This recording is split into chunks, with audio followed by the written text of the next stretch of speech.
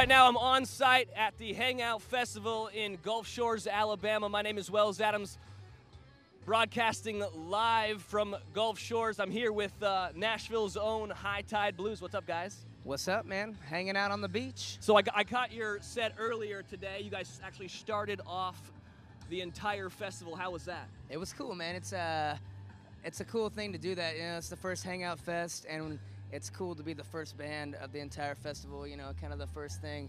And it was cool, man. A bunch of folks came out for an early show, you know, folks got up early. I guess that's early for us, man. Came out. You rock stars. Can't get up past We drove through the night from Birmingham, yeah, so we made it. Oh, nice. It was cool. So I know you guys are claiming Nashville as your locale at the moment, but where are you originally from? We started off in Auburn, Alabama.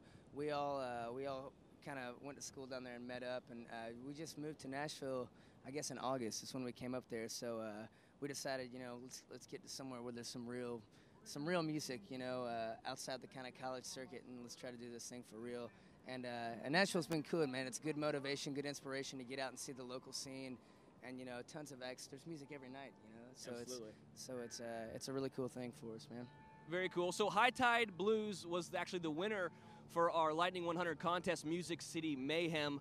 It was a bracket system set up sort of like the final, well, I should say the final, is it Final Four? Yeah, Anyways, yeah, March Madness. March Madness, and they were battling it out each week with different bands, local bands in Nashville, and they won the best band out of 32 great local acts. And so what you won was a bunch of airtime on Lightning 100. You got 2 weeks, and actually David Hall, our program director, liked your guys' music so much that you guys have been on high rotation. All right, here at Lightning 100 Studios, and that must have been really cool for you guys. That's definitely cool, man. That's something that we've always, man. I mean, JP, here, you should probably answer this one. JP lived in Nashville for a while, and Nashville, Lightning 100 is a station that we've all listened to, man. Bo, even in Atlanta, our manager streams it on his computer. You know, it's a great station, great new upcoming bands, and y'all play the stuff that everybody wants to hear. You know, it's cool stuff. So that's a great, you know, accomplishment, and we feel really humbled to be a part of the whole thing, man. It's really cool for us,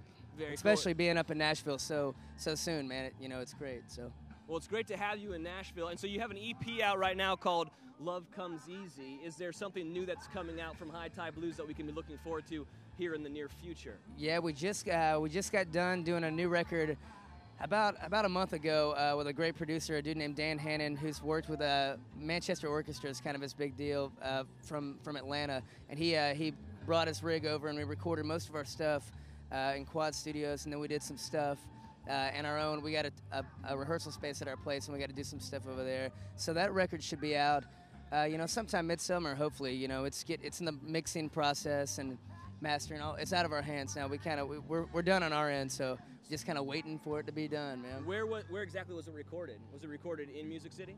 It was in Nashville. We did it. We literally did.